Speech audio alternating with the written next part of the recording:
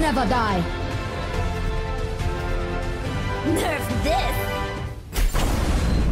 Salut tout le monde, bienvenue dans Nerf Dit Podcast épisode 2, je suis Raoul Villeroy aka Altiron et cette semaine comme chaque semaine je suis avec Loïc Goyet, Stuck Logo pour les intimes. Salut Logo. Hello Lati, ça va? Ça va pas mal du tout et toi? Ah nickel, tout va bien. Bah trop bien, l'Overwatch League continue de battre son plein, on vient de terminer la semaine 2 de l'étape 1, donc je vous rappelle qu'il y a 4 étapes de 5 semaines, alors tout ceci est bien lancé mais il reste un long chemin à faire pour toutes les équipes. Que s'est-il passé pendant cette semaine 2? On a vu les Valiant se frotter aux grosses écuries, on a vu des équipes couler, on en a vu d'autres remporter une première victoire, on débrief, on présente, on déconne, c'est parti pour l'épisode 2 de Nerf This Podcast.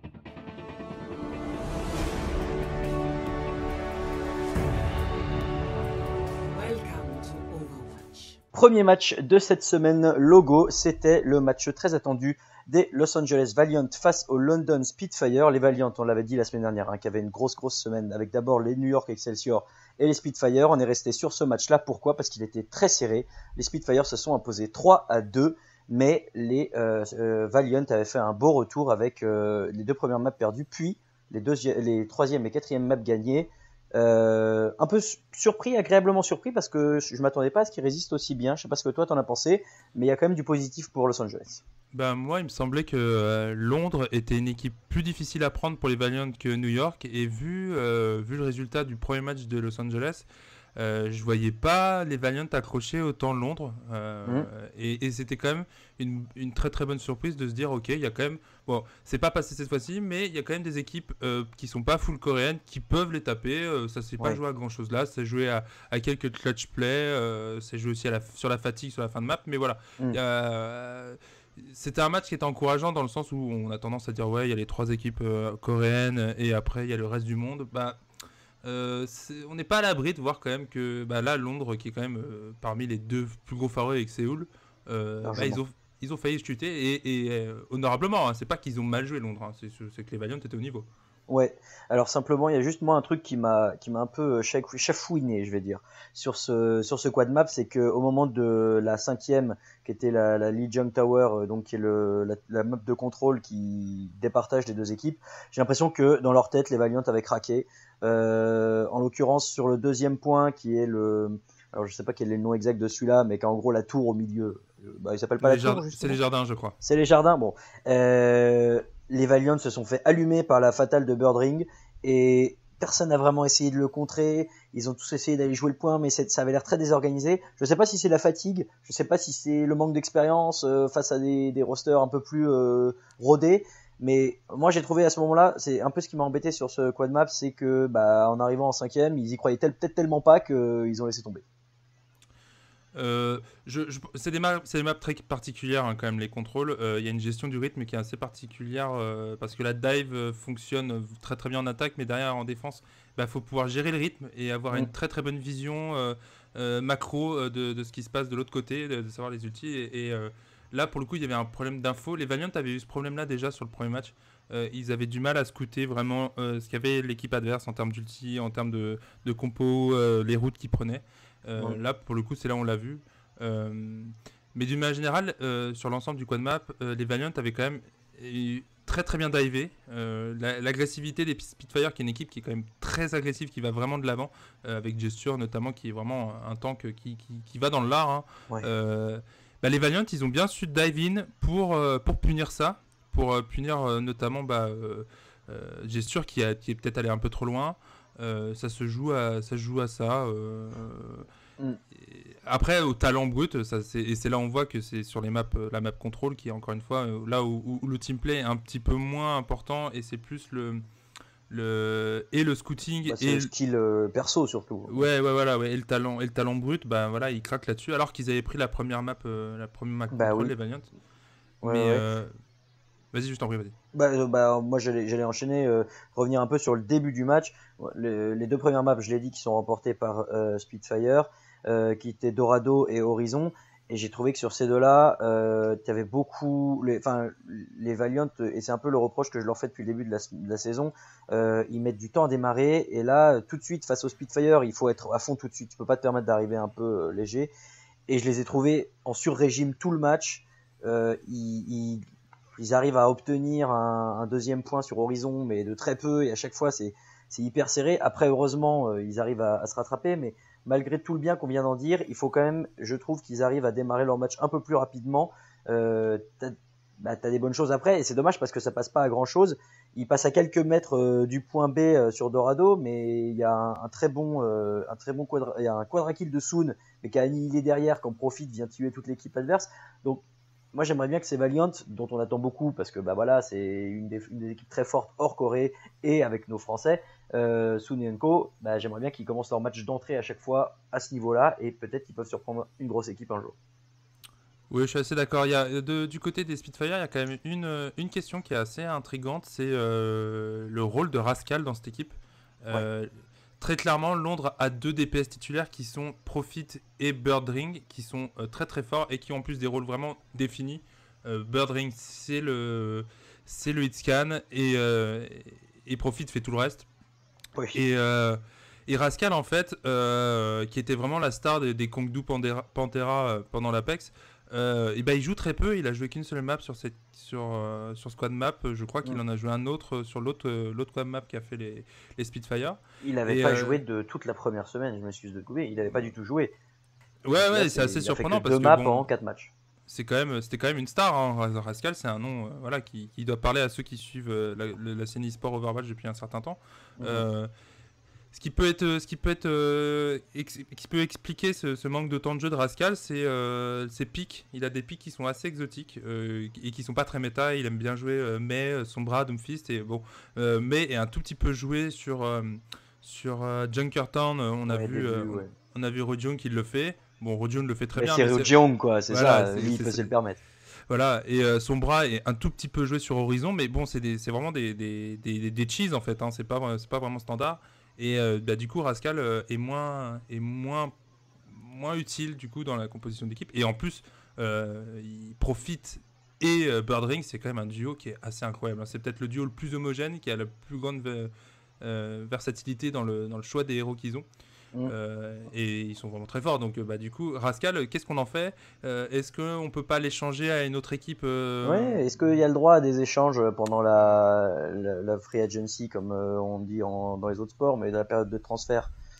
Ils n'ont pas annoncé ça. On sait qu'ils auront le droit de recruter des joueurs. Est-ce qu'il y aurait des échanges? Ce serait super, mais pour le moment, cela dit, c'est pas complètement dans l'idée. Si tu te débarrasses d'un joueur, ça veut pas dire que notre équipe a pas le droit de le reprendre. Donc c'est un échange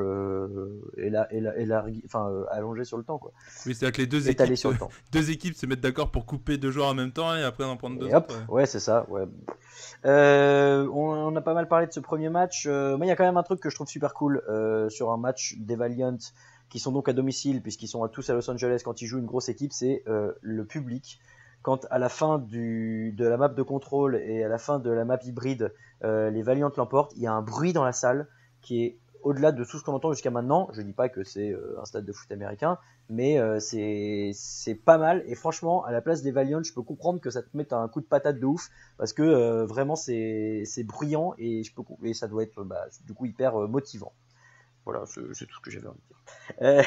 C'est notre premier match de la semaine. On passe au deuxième qu'on a bien aimé, qui était un match très serré aussi. On va beaucoup parler des matchs qu'on a vu serrés cette semaine, et qui était le match des Philadelphia Fusion contre les Los Angeles Gladiators, et les Fusions qui ont complètement choke, comme on dit dans le milieu, puisqu'ils menaient 2-0 et que contrairement aux Valiant tout à l'heure, ils se sont fait remonter 3-2, les Gladiators qui ont gagné les 3 dernières maps. Qu'est-ce qui s'est passé? Je sais pas j'écoute tes éléments de réponse. A priori, la Fusion était une meilleure équipe sur tout ce qui est dive par rapport à Los Angeles. Et on l'a vu sur les 2 premières maps, Hydration était sur son Genji et on a voulu faire du côté de Los Angeles dive contre dive. Et là, ce petit jeu-là, les Fusions étaient vraiment beaucoup plus forts. Les deux, Carpe et Shadowborn, les deux DPS des Fusions maîtrisent bien les pick dive, et derrière on a vu Hydration qui lui par exemple gâchait ses ultis sur Genji. Mais alors je m'excuse de se couper, mais je t'ai vu dire ça, mais justement moi je trouve qu'il a été plutôt bon avec ses ultis, notamment sur Junkertown. Il arrive à tous les retenir avec un ulti à la fin. Moi c'est pas ce qui m'a le plus choqué sur ce match, je t'avoue. On va dire que là Los Angeles a plusieurs fois buildé des teamfights en basant sur le succès d'Hydration et qui s'est fait plusieurs fois hard focus. Enfin, en tout cas, moi, ça m'a marqué. Et j'ai trouvé plusieurs fois que c'était des ressources qui étaient un petit peu loupées. Par contre, Los Angeles, après la mi-temps, a décidé d'arrêter ce dive versus dive, de reprendre, réduire le tempo du match, parce que Fusion est une équipe qui aime beaucoup jouer très rapidement, qui impose un rythme très high pace, comme on dit. Et Los Angeles a un petit peu réduit le rythme et ça a totalement perturbé les Fusions qui n'ont pas été capables de répondre à ça. Et en fait, ça se voit que c'est sur la partie stratégique que Los Angeles a gagné, parce que si on prend le compte de teamfight remporté durant toute la partie, Philadelphie est quand même à 40 teamfights gagnés contre 37 pour les Gladiators. Et en termes de kills aussi, alors c'est très serré, 233-231, mais c'est Philly qui est devant. Et on voit que Los Angeles l'a joué très fine. Il y a eu des très bons ajustements, non pas forcément dans les joueurs présents sur scène, mais dans cette capacité à changer un petit peu le style de jeu, à se dire ok, bon ça marche pas, on va s'adapter. Et ça a été vraiment très très bien joué de la part de Los Angeles, qui a été très lucide sur ce coup-là. On peut parler un peu plus de cette équipe de Philly et notamment d'un joueur qui nous tient à cœur, qui est en train de devenir une star, alors que nous on l'attendait parce que voilà, c'est un Français, c'est Poco, vous l'avez deviné. J'ai l'impression que tous les observateurs d'Overwatch qui l'attendaient pas forcément parce qu'il n'avait jamais fait partie d'une grande équipe, il n'avait pas joué avec la France à la Coupe du Monde, et tout le monde est en train de se dire tiens, il est pas mauvais. Et c'est surtout que sur sa diva, il est destructeur, si j'ose. Avec son ulti, il a fait quoi ? Il a fait 41 kills. C'était la fin du match précédent. Ouais, c'est ça. Donc il était déjà à 41 kills, ce qui est plus que la moitié plus que le double, pardon, d'un deuxième avec diva. Moi, je trouve ça incroyable, mais en même temps, ça ne me surprend pas. On le savait. Non, c'est quand même très surprenant. Poco, il est en train vraiment de montrer un style de jeu de diva qui était inconnu avant. C'est-à-dire que cet ulti était surtout fait pour zoner un endroit de la map. C'est-à-dire qu'on fait en sorte qu'il y ait, pendant un certain temps, personne ne se trouve à l'endroit où on veut. Ça peut être très bien pour faire avancer un payload, par exemple. Pour et lui, en fait, il l'a expliqué, il l'a tweeté et les casters l'ont montré durant les streams. En fait, lui, il a passé énormément de temps à juste être sur les maps et à s'entraîner, à placer les ultis vraiment au poil là où il faut pour choper des kills. Et c'est un style de jeu, les équipes en fait ont pas tant l'habitude que ça, parce que les ultis de diva sont censés être plus ou moins défensifs, pas trop offensifs. C'est ça, ouais. Et au-delà de ces ultis qui défraient la chronique et qui le met comme un joueur qui est en train de devenir une star, il est en train vraiment de se faire un nom, c'est très impressionnant. Il a aussi cette capacité à rester en vie. Par rapport à d'autres divas, on en parlera aussi, qui sont censés être cotés. Lui, il a cette capacité, on le voit à chaque fois, il a des ratios kills morts qui sont vraiment très très impressionnants. Il fait des plus 30, des choses comme ça. Il est vraiment, il a cette capacité à se garder en vie et à être toujours là pour callback, quoi. Là, sur ce match-là, il est encore à plus 17 en kill death. Ça jure d'autant plus que, enfin, c'est d'autant plus remarquable que son coéquipier tank Fragi a tendance à lui, au contraire, être un peu trop agressif avec ses pics et du coup à mourir parfois laissant ses potes un peu dans le pétrin. Et du coup, c'est là où le rôle de Poco est important, c'est que cette survivabilité lui permet de maintenir toute son équipe à flot. Et là aussi, il est en train de prendre du galon là-dessus. Pour le coup, Fragi, je trouve qu'il y a quand même de l'amélioration. Petit à petit, la dive des fusions se met en place et est beaucoup plus propre. Et lui, pour le coup, son agressivité est toujours là, mais mieux placée, je trouve. Il fait moins de jump suicidaire. Donc, c'est moins suicidaire. C'est toujours autant agressif. Du côté de Los Angeles, par contre, on a vraiment encore une fois ce duo de DPS, enfin de healer, pardon, qui est vraiment très impressionnant. Chaz et le deuxième, j'ai perdu son nom. J'ai chopé ça. Ah, je l'ai plus sous les yeux, pardon. Je vais voir. C'est Big Goose. Chaz et Big Goose. Ouais. Qui sont vraiment. Et en fait, ils ont cette capacité, les deux, à faire des kills et aussi à rester en vie. Ce qui est quand même très important pour les healers. Et c'est encore eux qui mènent la danse et qui font en sorte que Los Angeles, comme on disait, réduit ce rythme et arrive à reprendre les maps et à être clutch sur la map finale qui scelle le match. Ouais. Voilà ce qu'on avait à peu près à dire pour ce match-là. Un dernier match dont on va parler un petit peu plus en détail, et c'est le troisième match qui s'est fini aussi à 3-2. C'est quand même étonnant, je sais pas, mais en tout cas lors de la première semaine il y avait eu un seul 3-2, là il y en a deux, c'est-à-dire que peut-être l'écart est en train de se resserrer plus rapidement que ce qu'on croyait entre toutes les équipes. Il y en a même 3. J'ai dit 2, pardon, oui c'est 3, mais il y en a 2 de plus, c'est ça que j'ai voulu dire. Hashtag mauvaise foi. Et donc c'est sympa, ça veut peut-être dire que l'écart se resserre plus vite que ce qu'on croit entre les équipes, et donc c'est pas plus mal.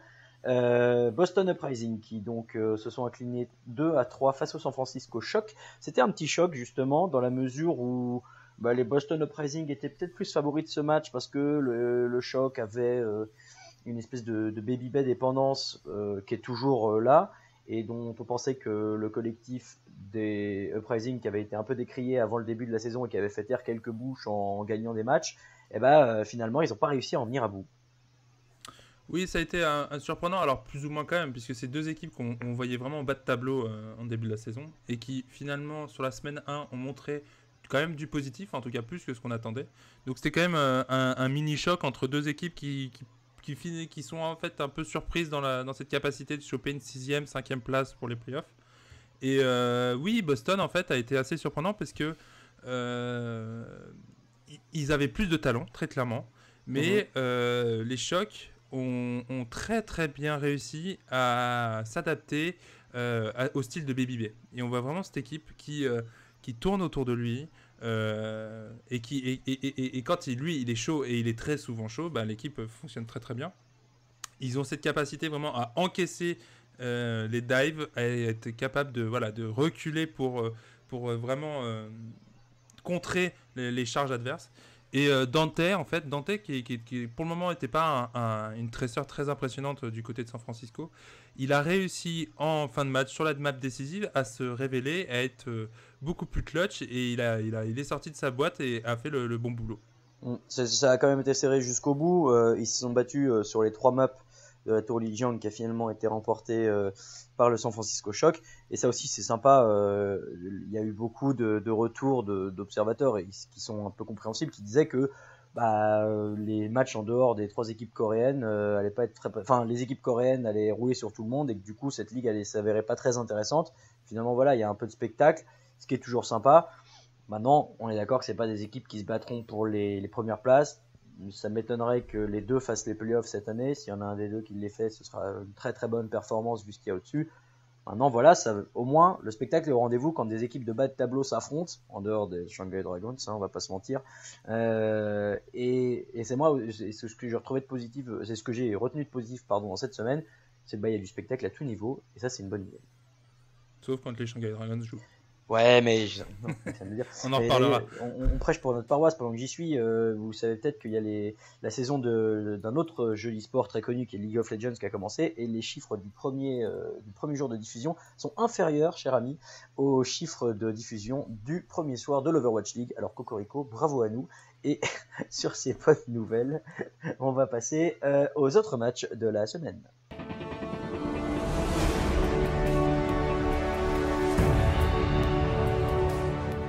The objective. Autre match de la semaine, donc il y avait 9 autres rencontres en plus de celles dont on a déjà parlé. On va les prendre, si tu veux bien, Logo, dans l'ordre dans lequel elles se sont déroulées. J'y arrive. Le premier match, c'était San Francisco Shock face à Philadelphia Fusion, deux équipes dont on a déjà parlé, et les Philadelphia Fusion qui se sont imposés 2-1. C'était sympa comme match parce que encore une fois on l'a dit avant, serré. Moi j'aime beaucoup le duo de DPS de Philadelphie, Shadowbay Carpern, pas du tout, c'est Shadowburn et Carpe. Dyslexie quand tu nous tiens. Moi j'adore, ils sont hyper offensifs et ils se complètent très bien l'un l'autre, comme tu disais tout à l'heure avec les DPS des Spitfire. Moi c'est un duo que j'adore regarder, honnêtement. Oui, ils ont deux pics très agressifs et surtout ils ont cette capacité à aller choper la backline qui est vraiment ultra décisive. Et en fait, ce qui est vraiment impressionnant, c'est que au contraire justement des chocs où il y a vraiment Baby Bay qui est le joueur capable de faire des coups de clutch, là ça arrive des deux côtés quoi. Et autant Carpe est capable d'être très fort sur Macri, bien qu'il joue énormément Tracer, et sur Tracer aussi il est capable d'être très clutch, et derrière Shadowburn ça va être sa Pharah, ça va être son Genji, enfin il peut aussi être très performant sur Tracer. On a déjà vu Shadowburn passer sur Tracer, et cette équipe là voilà, son duo de DPS c'est vraiment très impressionnant. Alors des fois quand ils sont un peu en deçà et qu'ils sont maîtrisés par des tanks, et ben l'équipe d'un seul coup ça en ressent, mais quand tout roule derrière des deux côtés des DPS, il n'y a aucun doute que l'équipe peut rouler n'importe qui, hein. C'est une équipe qui est capable de perdre, comme on l'a vu tout à l'heure, mais qui est aussi capable de... Je pense que c'est une équipe qui est capable de taper des Coréens, comme Valiant a failli le faire. Bah oui, on va parler juste un tout petit peu de ce match parce qu'on a déjà parlé des deux équipes. Moi j'ai trouvé bon le boulot des ultis, des fusions sur Anubis. Il y a une très bonne gestion de l'économie des ultis. J'aime bien ce mot que je n'employais pas forcément avant, l'économie des ultis qui revient souvent dans les casts si vous regardez. Ça c'est important sur des maps comme ça. Bon, il y a un seul truc qui me chagrine un peu sur le format quad map comme il est actuellement, c'est qu'une égalité dans la troisième map te donne un résultat de 2-1. J'avoue que je comprends pas vraiment la logique derrière ce résultat dans les scores, parce que finalement, t'as pas gagné que 2 maps, enfin, si t'en as gagné au moins 3. Enfin, bon, très clairement, la Philadelphie aurait pu gagner le match 3-1, et au final, bon, la dernière map, ils la laissent. La dernière Oui. map, ils auraient pu prendre un tiers pour... ils vont jusqu'au bout, et Shock aussi, mais en prolongation. Et d'ailleurs, Shock, c'est la seule map où ils sont arrivés jusqu'au bout, et à chaque fois, ils n'ont pas ils ont pas réussi. Et Fusion avait quelque chose comme 1 ou 2 minutes, 1 minute 30 dans ces eaux-là pour reprendre un tiers du point A, et ils l'ont pas fait tranquille parce que bon voilà, on le sent que c'était fini, il y avait 2-1, voilà, c'est un peu dommage ça. Match suivant, les Seoul Dynasty qui ont écrasé les Florida Mayhem 4-0. Les Dynasty qui commencent un peu tranquillement à chaque fois. Alors est-ce que c'est parce qu'ils ont la pression du champion? Est-ce que c'est parce qu'ils ont un sentiment de supériorité? Moi j'ai tendance à croire que c'est le deuxième. Maintenant voilà, Florida, on va en parler aussi tout à l'heure, qu'ils ont eu leur première victoire cette semaine.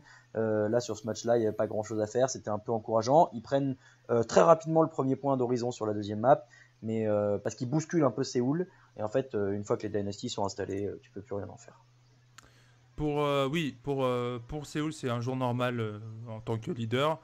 Pour Florida, c'est un peu le début de la rédemption quand même ce match. Ils arrivent un peu à les chagriner. On sent que la dive recommence à revenir un peu. Voilà, ils ont quand même un gros problème avec cette méta parce que merci, ça leur va pas du tout. Pas solution.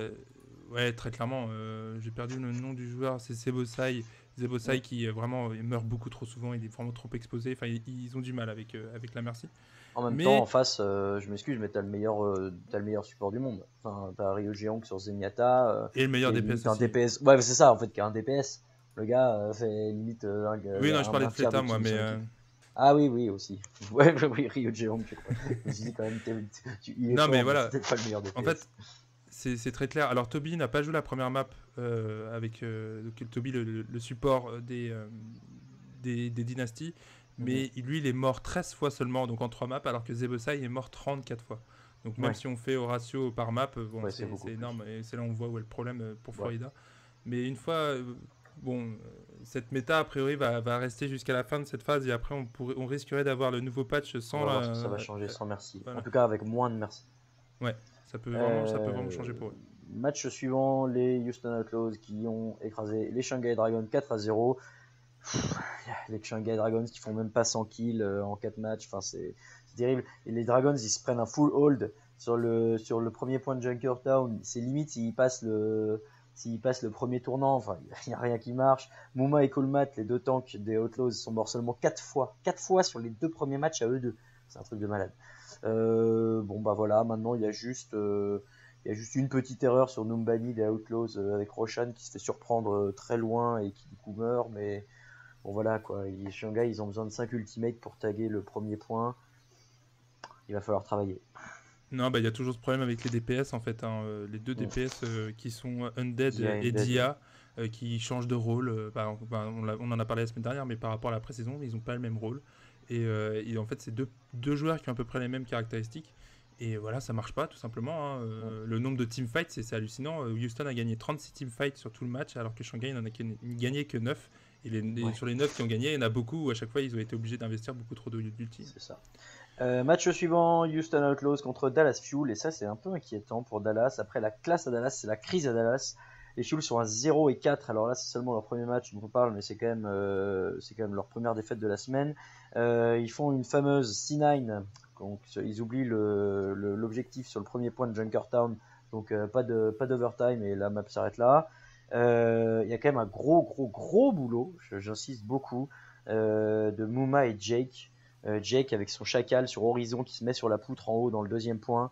C'est le déluge de feu et en face, Dallas a rien pu faire. Ouais, là, moi, j'ai des petits problèmes avec les choix qu'a fait Dallas au niveau du coaching. Le choix de sortir Taimu, qui n'a joué que la dernière map, donc quand le match était fini, au profit de Mickey pour la position de off-tank et de Seagull pour la position de DPS, c'est un choix que je comprends pas trop, en fait.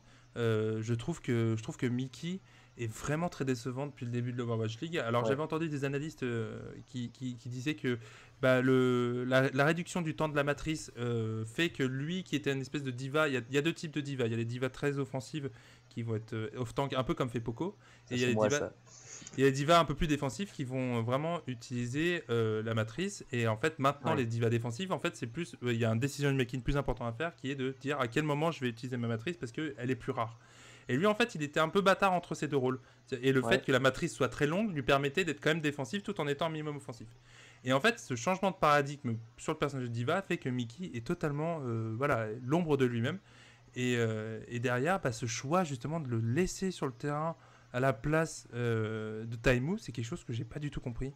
Est-ce qu'il n'y a pas un élément de réponse, mais sur ce point-là, l'absence d'XQC, qui a été suspendu pour 4 matchs par son équipe, du coup, il avait l'habitude de rentrer dans les matchs. C'est vrai qu'il n'était pas dominant à chaque fois, mais il y avait peut-être ce roulement qui favorisait. Ils n'avaient quand même pas gagné, mais qui au moins les confortait dans leurs idées de coaching. Là, il est plus là. Ils doivent s'adapter. Est-ce que ça c'est pas justement ce qui les a perturbés? Peut-être, je sais pas. Enfin, il est resté il est finalement en fait, il a été suspendu pour le reste de la première phase. La première phase. Ah ouais, en fait, l'Overwatch League l'a suspendu 4 matchs et les Dallas Fuel l'ont suspendu toute la première phase. C'est possible qu'ils s'en débarrassent à la fin de la première phase, vu qu'il y aura la période de transfert. Moi, ça m'étonnerait pas, mais c'est pas la question. Mais oui, il y a un problème au niveau du tank parce que Coco est beaucoup plus connu pour son Reinhardt. Et derrière, c'est sûr que là, sur Winston, il est mort énormément de fois. Il est mort 32 fois. C'est presque autant qu'un healer. Oui, c'est beaucoup trop quand t'es un gros singe avec un bouclier. On parlait de Jake tout à l'heure sur Horizon. Sur Oasis, il a encore fait le café avec son Genji. En face, Teagle essayait de prendre un Chacal pour le contrer en se disant tu vas voir qui sait jouer. Tu vas voir qui joue Chacal le mieux. Voilà, en attendant, il sort des triple kills sur la backlane avec un Genji qui part de l'autre bout du point sur Université. Enfin bon. Jake, il est en train de faire un super boulot et avec des pics un peu exotiques parfois, dont son Chacal. Il fait beaucoup de bien à cette équipe des Houston Outlaws.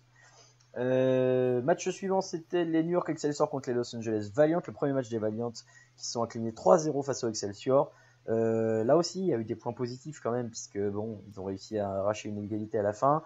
Maintenant, voilà, Excelsior en face, t'as toujours Pine qui, c'est dingue parce que tout le monde sait qu'il va sortir McCree sur la map de contrôle, et puis voilà, il sort McCree sur Oasis et il s'est fait un peu focus. Sur beaucoup plus focus, oui. Beaucoup plus, mais malgré ça, tu vois, du coup, ça veut dire que tout le monde est tranquille derrière. Les Valiant avaient peut-être mieux à faire. Maintenant, ils se réveillent au dernier moment. Au moins, ils se réveillent. L'honneur est sauf. Là, en fait, ce qui s'est passé sur ce match-là, c'est que Los Angeles n'a jamais été capable de bien occuper l'espace. Tout le contrôle de la map, je parle pas forcément des maps contrôle, justement, mais vraiment la gestion de bien positionner ses joueurs et l'ensemble de l'équipe. New York a vraiment été d'un seul bloc et a vraiment contrôlé tout ce qu'il voulait au niveau du terrain. Derrière, ça n'a pas permis Soon de trouver les kills et il n'a pas réussi vraiment à être dans la backline très efficace. D'autant plus qu'on annonçait ces BLB qui allaient reculer pour s'en occuper, mais en fait non, il n'y avait pas besoin parce qu'il y avait Jonak. Jonak qui est vraiment exceptionnel avec Zenyatta. Avec son Zenyatta et qui s'est vraiment occupé de lui tranquillement. En fait, Soon n'a pas été une menace du tout. Ça a été un peu dommageable pour les Valiant qui sont un peu Soon dépendants eux aussi. Mais tu veux une stat de Jonak sur Zenyatta, il fait quasiment 8 kills toutes les 10 minutes. Donc c'est au moins c'est quasiment un kill par minute pour un pick qui est un support. C'est Ryu Géonguesque. J'y arrive. Attends, Ryu Géonguesque. Bref. Il est limite meilleur que Rondiong en ce moment. Enfin, il y a débat en ce moment, mais les New York Excelsior, c'est comme s'ils jouaient quand même avec deux supports et 3 DPS en fait. Donc c'est C'est ça. difficile. Et les Valiant n'ont pas réussi à être dans l'agression, pas suffisamment, et ça a été vraiment à leur détriment. Il y a un moment clé dans ce quad map que j'ai trouvé, c'est sur Horizon, les Valiant qui réussissent à tenir le point B, alors que Excelsior avait une énorme time bank pour aller prendre le deuxième point. Les Valiant les maintiennent, et derrière ils ont une super opportunité d'aller choper le premier point avec à la fin Silthred en Genji qui arrive sur le point A, sauf que Soon se fait tuer tout de suite, Silthred se fait tuer tout de suite par Libero avec Chacal, et derrière il y a une espèce de décoordination, si ça existe comme mot. Unko qui arrive avec une transcendance alors que tout le monde est mort. Enfin, et à ce moment-là, en fait, ils n'arrivent pas à prendre le point. Et moi, je pense que leur match se joue là parce que s'ils arrivent à arracher une égalité sur Horizon, le match derrière, c'est pas le même. Donc bon, tant pis pour eux. Au moins, voilà, ça les a lancés pour faire cette bonne performance face aux. C'était les Spitfire ensuite. On en a parlé tout à l'heure. Match suivant, Seoul Dynasty 4, Boston Uprising 0. La seule chance des Uprising, c'était de prendre Junkertown, où on sait que les dynasties, c'est peut-être la map sur laquelle ils ont plus de mal. Malheureusement, Séoul prend le point de justesse, et derrière, ils arrivent à défendre. Bon bah voilà, encore une fois, Boston, face à des équipes comme ça, ils n'ont pas le niveau. Et bah, je vois pas quoi en dire de plus, malheureusement. Non, je trouve que le score est assez sévère en fait. Boston a vraiment pas si mal joué. Ils étaient jamais largués. Hein. C'est pas un 4-0 comme peut se prendre Shanghai contre le reste du monde. C'est une équipe de Boston qui reste surprenante. Ils perdent leurs 2 matchs cette semaine, mais franchement, c'est quand même une équipe qui peut être pas la gratter et difficile à prendre. Là, pour le coup, Séoul, en fait, ils jouent sur l'intelligence de jeu, tout simplement. C'est là-dessus qu'ils gagnent. On les voit, c'est assez surprenant. Voir des personnages avec des ultis et être capable quand même de changer derrière et de perdre l'ultimate. Voilà, ils sont beaucoup plus forts au niveau du mind game et c'est ce qui fait qu'à mon avis, Séoul, c'est la meilleure équipe de Overwatch League en ce moment pour ça, tout simplement parce qu'ils ont un amas de talent à toutes les positions qui est absolument incroyable et ils l'utilisent à la perfection d'un point de vue stratégie, donc derrière c'est injouable. Au-delà du changement de perso, ils prennent avantage de la moindre erreur. Très typiquement sur Horizon, les Uprising arrivent à les repousser une première fois en défendant un peu au-dessus à gauche quand tu arrives en attaque. Ils se font repousser une première fois et tu te dis bon bah du coup Seoul va essayer de s'adapter. Non, ils reviennent. Là ils arrivent à choper le tank de Boston qui est Gamzu. Ils le tuent tout de suite. Il est pas possible de te ressusciter parce qu'il est trop loin. Et du coup paf, ils vont prendre le point A. En fait, c'est ça qui est hyper fort avec Séoul, c'est que non seulement ils s'adaptent en changeant de perso, mais ils s'adaptent à ta stratégie. Et si tu arrives à les contrer une première fois, eh ben, ils vont comprendre ce que tu as fait et ils vont venir te battre derrière. Et c'est là où ils sont hyper forts. Match suivant, enfin la rédemption des Florida Mayhem qui affrontaient les Shanghai Dragons et qui du coup ont gagné, hein, puisque peut-être que toi et moi avec une équipe de potes on battrait les Shanghai Dragons. j'exagère, mais bon, l'idée est là. Les Dragons qui sont très passifs. En fait, c'est ça qui est terrible, c'est que ça se voyait sur Anubis notamment. Ils ont l'avantage, ils font des kills, mais ils vont pas sur le point. Ils y vont très lentement, on dirait qu'ils osent pas s'approcher. Et du coup, Undead avec sa fatale, il prend les pics, mais ses coéquipiers s'avancent pas forcément derrière. Et du coup, le point est pris très lentement, et derrière, tu as très peu de temps pour aller prendre le point B. Et ben, ça passe pas. Non, Shanghai, c'est un vrai problème. Hein. On ne sait pas combien de maps ils vont être capables de prendre. Je parle pas de game, je parle de map. Ouais. Ils ont fait venir un nouveau coach au début de la semaine, qui était l'entraîneur de l'équipe nationale. Mais ça n'a pas marché, je dirais même, c'est encore pire. Il va falloir voir ce que ça donne avec le temps. Ouais. Les games avancent et c'est de pire en pire. Ils sont vraiment... c'est un peu moins violent. C'était un quad map qui est un peu moins violent que celui face à Houston, mais quand même, il n'y a vraiment aucun motif d'espoir. J'ai l'impression pour cette équipe, c'est très difficile. Quoi. Bah ouais, quand on voit les autres, c'est en tout cas très dur. Il y a donc les Florida Mayhem qui remportent enfin leur premier match de la saison, on l'a dit. Et le Jix qui continue de faire du super boulot, que ce soit avec Tracer sur Anubis, que ce soit avec Soldat sur Dorado, avec McCree sur Ilios et sur la dernière map. Il est, on le sait, hein, le carry de cette équipe au sens propre du terme. Et un peu comme un Baby Bay pourrait l'être chez les Chocs, il fait du très bon boulot et heureusement pour cette équipe de Florida qui est quand même sympa, qui est quand même une équipe qui a un roster européen, qui est moi je les aime bien et en plus je dois les féliciter pour leurs entrées en scène qui sont toujours remarquables, menées par Sewush en entrée qui adore faire le show. Moi je suis assez friand de ce genre de trucs. Pour moi c'était le highlight du match en fait, l'entrée en scène. C'est ça, le Gangnam petit Style. L'arrivée en Gangnam Style, mais surtout le petit tourné synchronisé avant de s'asseoir sur la chaise, ça c'était vraiment inattendu. C'était le petit truc. Ils sont très sympa. forts là-dessus. Et c'est ça qui est cool, c'est que malgré qu'ils étaient à 3-0, 0-3 à ce moment-là, eh ben, bon, ils sont contents d'être là et ça fait plaisir à voir. Alors typiquement, les Dragons, quand ils arrivent, ils tirent la tronche et je peux comprendre, je ferais la même à leur place. Le match suivant opposait les London Spitfire au Dallas Fuel et pour Dallas, c'était la chute infernale qui continue. Ils ont perdu 3-1, 42 teamfights à 17 pour Londres. 222 kills à 151, il y a quand même beaucoup d'arguments en leur faveur, avec un profit qui a été exceptionnel. Il est à 55 kills pour 21 morts, donc plus 34. Voilà, malheureusement pour les Dallas, on a beaucoup parlé de leurs défauts, les tanks qui vont pas, l'espèce de coaching bizarre avec Temu et Seagull, tu l'as déjà dit. Et maintenant, voilà, ça passe sur les maps à chaque fois, c'est pas loin, mais le résultat général est là, c'est quand même 4-0. 3-1 et finalement 0 victoire et 4 défaites en 4 matchs. Ouais, c'était quand même un petit peu mieux au niveau du niveau de Dallas. Hein. Ils ont produit un jeu qui était quand même un petit peu plus correct que par rapport face à Houston. On a vraiment l'impression qu'ils avaient plus préparé ce match que celui de Houston. Peut-être péché d'orgueil pour le premier match de Dallas. Bah ouais. J'ai trouvé Taimu est revenu en place à la place de Seagull notamment. Et comme on disait tout à l'heure, en fait, la seule map qui a gagné Dallas, c'est quand Mickey n'était pas sur le terrain. Donc, c'était quand même un petit peu. Ça corroborait ce qu'on disait tout à l'heure. Et Effect, derrière, lui, il fait ce qu'il peut. Enfin, avec Tracer, il met la pression, il est là, mais il n'y a pas de follow-up derrière. Il n'y a personne qui est capable vraiment de suivre l'agression de Effect.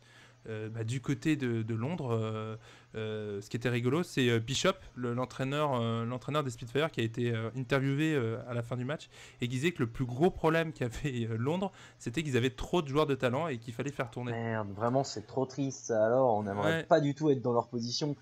Tu parles surtout qu'ils en ont 12 des joueurs. Ils ont l'effectif le plus complet de toute la ligue. Ils pourraient aligner 2 équipes de Londres s'ils voulaient. Ils pourraient faire jouer 6 et 6 sur chaque semaine. Non, ils décident de mettre que les meilleurs à chaque fois.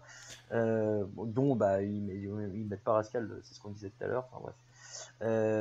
Voilà, Londres qui, on l'a dit, est la grosse écurie, et Dallas, il va falloir très vite se ressaisir parce qu'on les mettait quand même. Moi, je les avais mis deuxième de cette conférence pacifique et de cette division pacifique. Et là, ils sont juste au fond du classement pour l'instant avec Shanghai, mais sinon, il va très vite falloir se ressaisir. Et dernier match de la semaine dont on a pas parlé, les Los Angeles Gladiators qui ont pris un 4-0 face au New York Excelsior. Les Gladiators qui sont limite meilleurs, je trouve, quand ils réfléchissent pas trop. La preuve sur Horizon, au début ils essaient de contrer, d'aller chercher l'adversaire, finalement ils ont dit non mais oublie ça, fonce sur le point, ah bah ça marche. Bon bah finalement face à ces équipes là c'est peut-être qu'il y a que ça à faire, il faut juste leur rentrer dedans brutalement et espérer que ça les déstabilise. Sinon je vois pas. Oui, enfin voilà, après je disais Hydration fait le job sur ce match. Mais il tourne à 3 avec Achar et Surfour. Et en fait, les choix sont un petit peu surprenants des fois. Surfour qui était vraiment très fort il y a encore un an et diminue un peu en niveau. Achar a été très décevant, je trouve. Il n'a pas joué beaucoup, mais le peu qu'il a fait, c'était pas top. Voilà, de l'autre côté, c'est très très fort, encore une fois. Pine qui est monstrueux, une fois de Pine et plus. McCree, voilà, on va le redire souvent cette saison, j'ai l'impression. Là, un gros. Vous mettre un peu le focus sur la merci de New York qui est Arc, qui est capable de. Voilà, encore une fois, ce joueur est invisable, hein, il est super fort, il est mort que 13 fois sur toute la partie. Il a eu 15 ults, donc ça veut dire que. Il est mort 13 fois, mais il a ressuscité 30 personnes. 30 personnes, ouais, c'est incroyable. Donc c'est monstrueux. Enfin voilà. Surtout quand tu ressuscites des mecs comme, on l'a dit, Pine ou d'autres, ou Libero qui a été exceptionnel avec Farah sur Oasis et sur Eichenwald des maps 3 et 4. Il y a un truc qui m'a embêté avec les Gladiators, c'est que du coup, ce que je disais de foncer sans réfléchir sur l'adversaire, c'est bien quand tu joues des maps d'assaut, mais quand tu joues des maps hybrides ou des maps d'escorte, typiquement comme c'est le cas sur Eichenwald, une fois qu'ils avaient pris le convoi, ils allaient beaucoup repousser les adversaires et ils revenaient avancer le convoi. Ils laissaient personne dessus. Ce qui fait que ce convoi avançait très lentement et qu'ils ont eu très peu de temps pour arriver au bout et qu'ils finalement ils n'ont pas pu aller plus loin parce que ils oublient un peu le convoi derrière. Alors que tu essaies de laisser toujours un Zenyatta ou une Mercy dessus, plus un Zenyatta qui peut tirer et il est de loin. Ils l'ont pas fait et ça c'est peut-être une erreur de leur part. J'ai trouvé. Oui, non, mais c'est le problème avec les convois. Hein. Tous les convois, c'est que ça empêche un petit peu de mettre le rythme. C'est le même problème qu'avec les fusions. C'est-à-dire que quand on a des équipes qui aiment bien jouer à high pace, bah derrière, le convoi il freine un peu, forcément, parce qu'il faut qu'il y ait au moins un joueur qui soit dessus. Et donc derrière, engager les teamfights à 56, c'est compliqué. Ouais, mais Donc, bon, voilà, donc il voilà. faut qu'ils s'adaptent, c'est le jeu. Hein. Mm. On a fait le tour des 12 matchs de la semaine. Je voudrais, s'il te plaît, Logo, ton MVP de la semaine. MVP, on en a parlé il n'y a pas si longtemps. Moi, mon MVP, c'est Profit, qui a été vraiment monstrueux, notamment face à Dallas. Comme tu l'as dit tout à l'heure, 55 kills pour 21 morts, plus 34 en ratio, c'est monstrueux. Et il a surtout cette capacité, il a un petit peu comme Fleta, il a cette capacité à changer de personnage et à toujours être, voilà, d'avoir le bon perso au bon moment et être ultra clutch du début jusqu'à la fin. Et Mm. avec Birdring, en fait, je pense qu'avec Birdring, ils font le meilleur duo de DPS.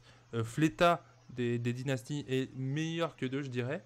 Par contre, à eux deux, ils ont une volatilité et une pression qu'ils mettent sur la backline qui est monstrueuse. Moi, mon MVP, ce sera Mouma, le tank des Outlaws, que j'ai trouvé excellent. Déjà, il fait gagner son équipe 2 fois cette semaine. Il gagne 4-0 à chaque fois. Il est mort seulement 23 fois sur les 2 quad maps, ce qui est très peu. Et il est excellent pour aller embêter les supports adverses à chaque fois, pour aller taquiner un peu la backline. Il est très bien associé à Coolmat, hein, qui est l'autre tank des Outlaws, qui a fait un super boulot. Mais voilà, moi je voulais mettre Mouma en avant. Et voilà pour la preview de... Oui, tu veux rajouter quelque chose? Oui, Dis-moi je voulais tout. dire, on peut mettre un flop quand même. On en a parlé vite fait, mais sur XQC. Ouais, Pour expliquer rapidement, bah oui, avec Mouma. et en plus avec Moma, à la fin du match entre Dallas et Houston, XQC est allé streamer et a voilà, dit des insultes homophobes envers Moma, Ouais. qui est un des rares joueurs ouvertement homosexuels. Bah, qui est peut-être Euh, le seul de cette Overwatch League en tout cas. En tout cas, le seul ouvertement. Ouais. Après, il y en a peut-être d'autres, mais ils ont fait le choix de pas de l'annoncer. Et voilà, XQC, c'est pas la première fois. On en avait déjà parlé dès le début de la saison. Oui. Et là, franchement, je trouve que bon, troller et throw des games, c'est une chose, mais par contre, commencer à insulter les Je suis gens. d'accord. Et euh, je trouve bizarre l'attitude de l'Overwatch League qui punit un tank comme Sado qui triche dans le jeu sur 30 matchs dans une saison et derrière de punir seulement sur 4 matchs un tank comme XQC qui insulte des gens dans la vraie vie. Je trouve le rapport de punition, on va dire, un peu étonnant vu de l'extérieur. Je suis d'accord avec toi, ça méritait un petit flop. Si je peux y aller de mon petit flop aussi, j'aimerais bien qu'on voit d'autres maps aussi, un peu que celles qu'on voit tout le temps.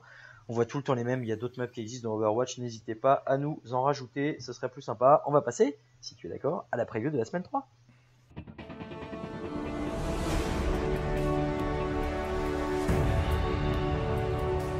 Escort the payload.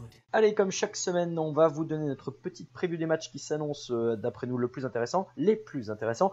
On en a retenu 2 cette semaine pour la semaine 3, et on va commencer par le match qui va opposer les Seoul Dynasty, qui sont à 4-0, au New York Excelsior, qui sont à 4-0, samedi à 1h du matin. Ça y est, enfin, le premier affrontement entre les deux écuries coréennes, entre 2 des 3 écuries coréennes en tout cas.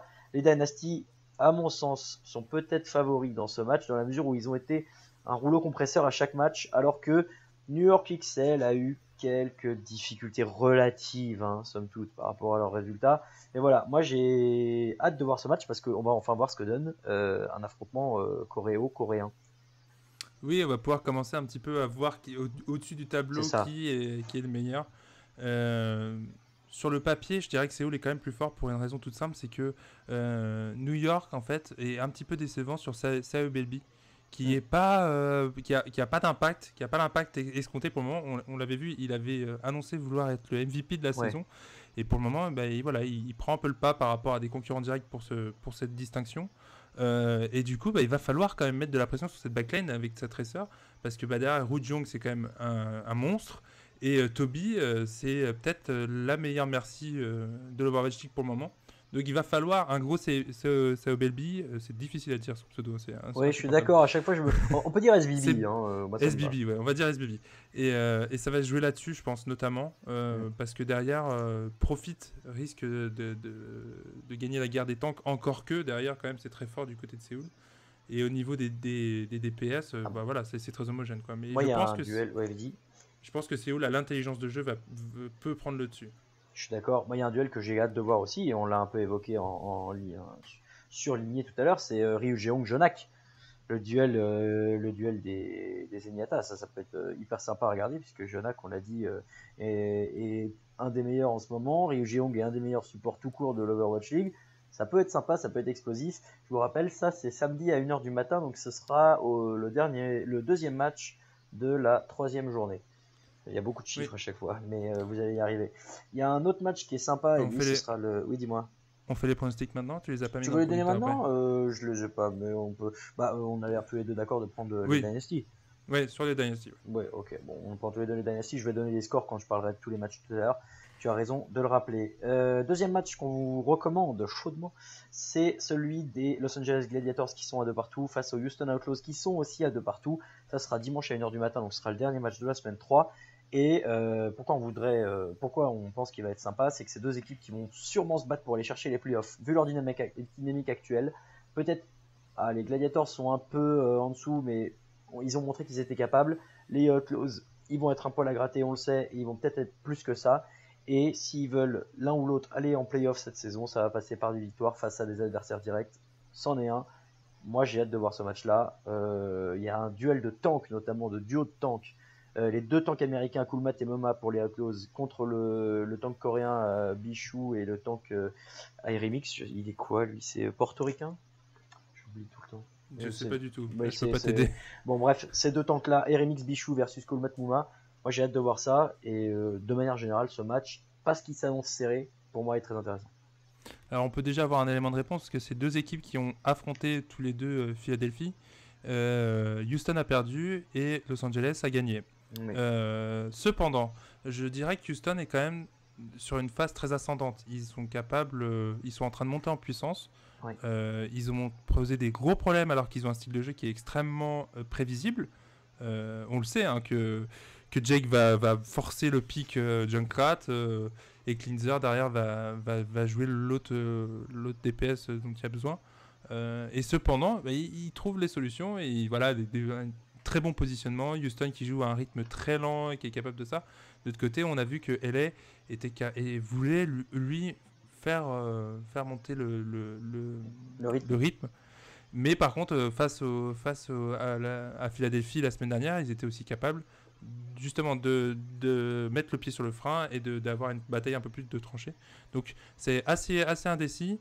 Sur la dynamique, moi je dirais quand même que Houston est capable de gagner ce match. Il y a un élément de réponse aussi sur les maps de contrôle, où là les Gladiators sont peut-être favoris dans la mesure où ils ont gagné les deux fois face aux Fusions dans la fameuse remontada qu'ils ont fait 3-2. À voir si les Outlaws, qui n'ont pas toujours été bons sur ces maps-là, en tout cas quand ils ont perdu leur match, peuvent faire quelque chose. C'est peut-être l'élément décisif si on arrive à un partout, ou à 1-0, ou même 2-0. Hein. Non, mais je veux dire au moment de la première map de contrôle. Oui. La première map de contrôle va être probablement le point clé de ce match. Donc dimanche vers 2h du matin, si vous êtes encore réveillé, allez jeter un coup d'œil, ça vaudra sûrement le coup. Voilà pour les matchs qu'on vous recommande. J'allais te le demander. Moi, je pense que je vais prendre les Outlaws sur la moi aussi. J'étais sur Houston. Très bien. Alors voilà pour nos matchs un peu preview. Le reste des matchs, alors pour les pronos. Donc tu me le demandais. Sache que nous sommes à 20 partout. Tu le sais très bien, mais c'est une figure de style. Tant mieux, il y aura du suspense jusqu'au bout. Je n'étant pas toujours favori dans l'exercice des pronos, ça me va très bien de te coller un peu au début. On va prendre les matchs dans l'ordre. Ouais, c'est ça. Premier match, c'est jeudi à 1h du matin. Ce sera San Francisco Shock à 2 partout contre les London Spitfire à 4-0. Le choix est assez évident pour moi, ce sera Spitfire. Tout pareil. Jeudi à 3h du matin, Shanghai Dragons 0-4, Seoul Dynasty 4-0. Est-il besoin d'en rajouter? Ce sera les Dynasty avec le fameux point bonus. Ce sera les Dynasty avec le fameux point bonus. N'est-ce pas? Oui, sur cette semaine, j'avoue que c'était assez évident. Ensuite, jeudi à 5h du matin, Los Angeles Gladiators 2 victoires, 2 défaites. Los Angeles Valiant 2 victoires, 2 défaites. C'est le derby Angelino, comme on l'avait eu en pré-saison, que les Valiant avaient gagné. Et malgré le fait que c'était de la pré-saison et que ça veut rien dire, je vais quand même prendre les Valiant. Ouais, ils sont plus forts les Valiant et en plus ils vont être revanchards cette fois-ci. Ils sont passés pas loin de prendre une map face à une Coréenne, donc là ils vont vouloir se défouler contre leurs compatriotes. Bien d'accord. Donc Valiant. Ça c'est le premier jour. Jeudi à 23h, London Spitfire 4-0. Pardon, c'est même dans l'autre sens. C'est Boston Uprising à 1 victoire 3 défaites et contre le London Spitfire à 4 victoires 0 défaites. London Spitfire pour moi, tout simplement. Oui, pareil. Même si Boston, encore une fois, c'est une équipe qui ils se prennent des 4-0 face aux Coréens, mais petit à petit, ça m'étonnerait pas qu'ils prennent une map, puis 2, puis 3. Mais là, sur Ils le avaient coup, pas fait un match ces deux-là en pré-saison aussi. J'ai un doute d'un coup. Ça me dit quelque chose, possible, j'ai pas ça en tête. je moi suis non désolé. plus, mais bon, c'est pas grave. Vendredi à 1h du matin, New York Excelsior 4 victoire 0 défaite, Philadelphia Fusion 2 victoires 2 défaites.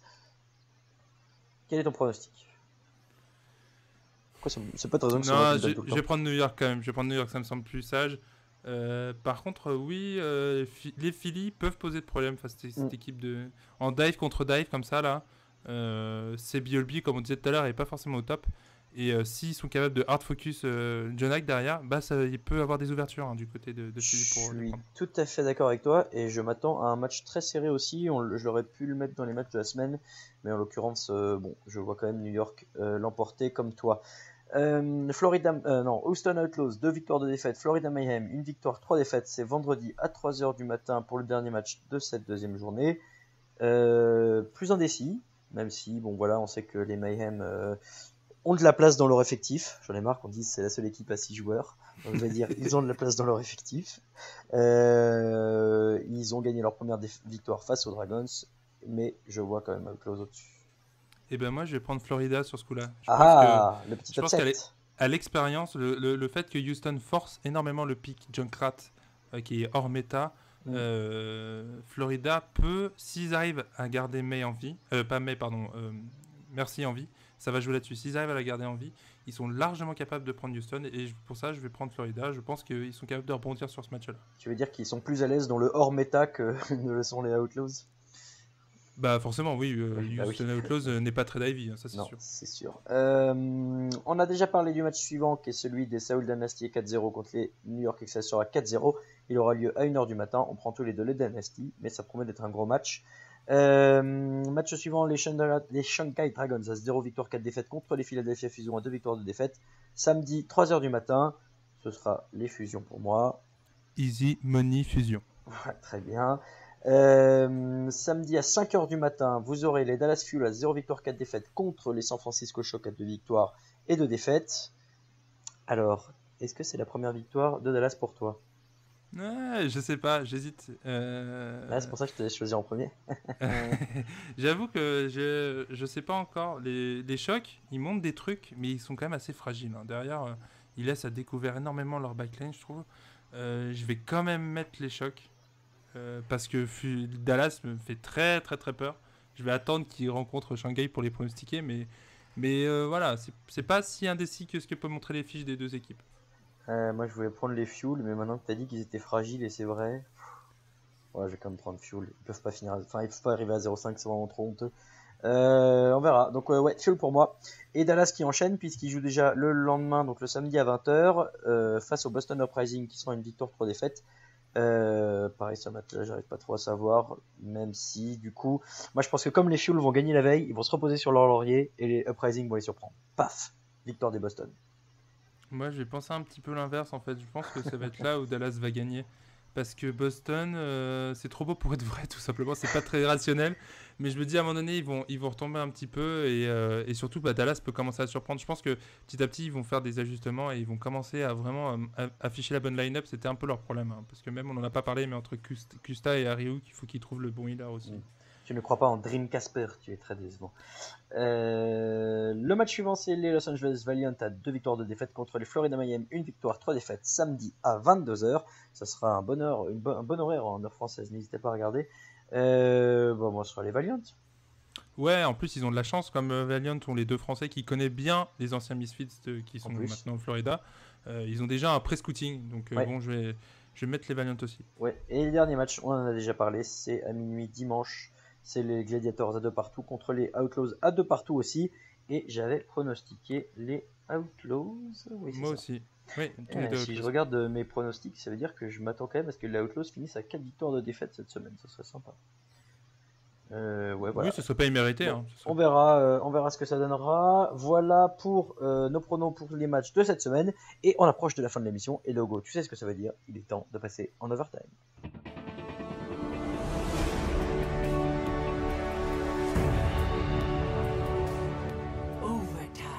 L'overtime qui finit ce podcast comme il finira tous les podcasts avec une petite séquence de questions-réponses rapides accélérées. Est-ce que tu as tes questions sous les yeux, Logo? Oui. Est-ce que tu es prêt, Logo? C'est parti. Ça marche, tu réponds déjà vite aux questions, j'adore ça. Les Fuel et les Dragons sont tous les deux à 0 victoire et 4 défaites. Qui gagnera un match en premier? Les Fuel, il n'y a pas moyen que les Dragons gagnent un match. À toi, qu'est-ce qui te fait le plus peur? C'est l'ulti de Chacal par Jack ou une ulti de Diva par Poco? Ah, l'ulti de Poco il fait peur, mais l'ulti de Chacal il est pire, il peut venir te chercher. C'est l'ulti de Chacal, je pense. Je l'ai déjà dit, mais est-ce que t'en as pas marre de voir tout le temps les mêmes maps? Ouais, en fait, c'est le format où le map pool est le même pour toute la section. Ouais, c'est un peu dommage. Ouais, c'est un peu dommage. Dis-moi, est-ce qu'on avait proposé sur Twitter le surnom, le géomètre pour Poco? Est-ce que tu le valides, toi? Mais ouais, j'adore. Je suis très déçu que nos amis casteurs du cast français ne l'aient pas repris. Si jamais ils nous écoutent, je vous encourage à l'utiliser. Et aussi, vous aussi, auditeurs, le hashtag Poco Géomètre. On va faire le base. Et enfin, tiens, petite question Overwatch. T'as fait combien dans tes parties de classement, toi? En victoire-défaite, c'est ça? Ouais. Oula, je sais plus, j'ai dû faire 7 victoires pour 3 défaites, quelque chose comme ça. On était classé combien? Enfin, t'as je suis gold là. Wow. Un classement Ça que va. je n'atteindrai probablement jamais. C'est comme ça que se termine le podcast numéro 2 de Nerf 10 Podcast. On espère que vous l'avez kiffé l'écouter autant que nous on a kiffé le faire. Si vous voulez nous suivre, c'est sur les réseaux sociaux. On est sur Twitter, @NerfDiscast, @stuck_logo pour logo, @RaoulVDG pour moi. Ouais, j'ai toujours pas mis mon pseudo. Je vais le rajouter. Je vais voir si ça rentre Alti quelque part. On est sur SoundCloud, on est sur iTunes. N'hésitez pas à nous donner 5 étoiles, 6 étoiles, 7 étoiles. Faites tout ce que vous voulez, c'est hyper important. Parlez-en à vos amis, parlez-en à vos parents. On se retrouve dès lundi prochain pour l'épisode suivant. Alors enfin, si la logistique le permet, puisque l'un de nous deux sera aux États-Unis. D'ici là, portez-vous bien. Logo, bonne semaine à toi. Remets-toi bien de la victoire de Philadelphie dans un autre sport que l'Overwatch League. Et on vous embrasse. Merci Logo. Salut, Fly Eagles Fly. Ouais, voilà, c'est bien. Et à tous, une très bonne semaine. Ciao, bye.